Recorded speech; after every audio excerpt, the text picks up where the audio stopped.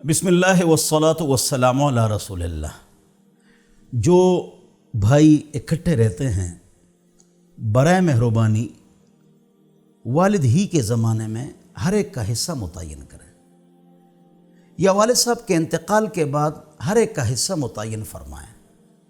بعد میں بڑی لڑائیاں ہوتی ہیں کس کا کتنا حصہ ہے۔ یہ اس لیے میں نصیحت کی کہ ہمارا تعلق دالفتہ کے ساتھ ہے، بہت فتوے آتے ہیں، بھائی آپس میں لڑتے ہیں، بھائی چارگی خراب ہو جاتی ہے۔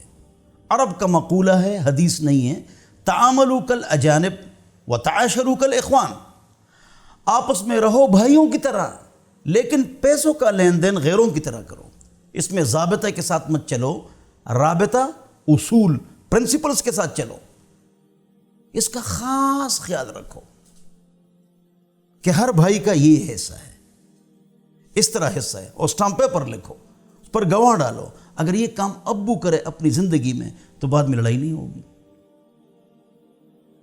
اکثر ہم نے دیکھا ہے بھائیوں کو لڑتے ہوئے۔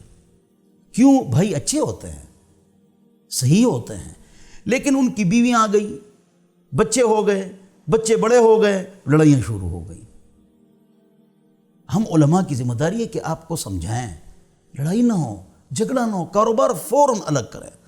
یا الگ کرو گے تو کاروبار خراب ہو جائے گا، تو حصہ متعین کر لیں۔ اس طرح بھائی بڑا ہو جائے، اس نے شادی کر لی، وہ فوراً الگ ہو جائے۔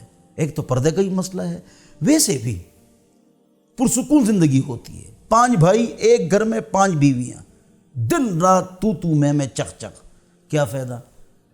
مال اور پیسے کا فائدہ کیا ہے کہ دن رات آپس میں لڑتے ہوں، غیبتیں اور چغلیاں کرتے ہوں۔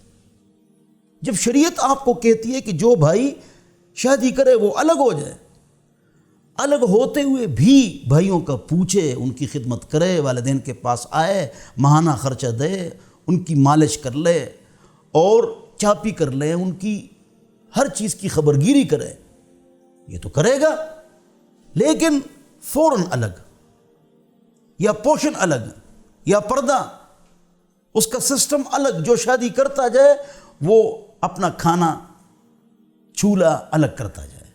یہ جو آپ کو نصیحت کی جا رہی ہے، اس پر عمل فرمائیں، اس میں آپ کے لیے خیر ہوگا۔ اللہ تعالیٰ مجھے اور آپ حضرات کو عمل کی توفیق عطا فرمائے۔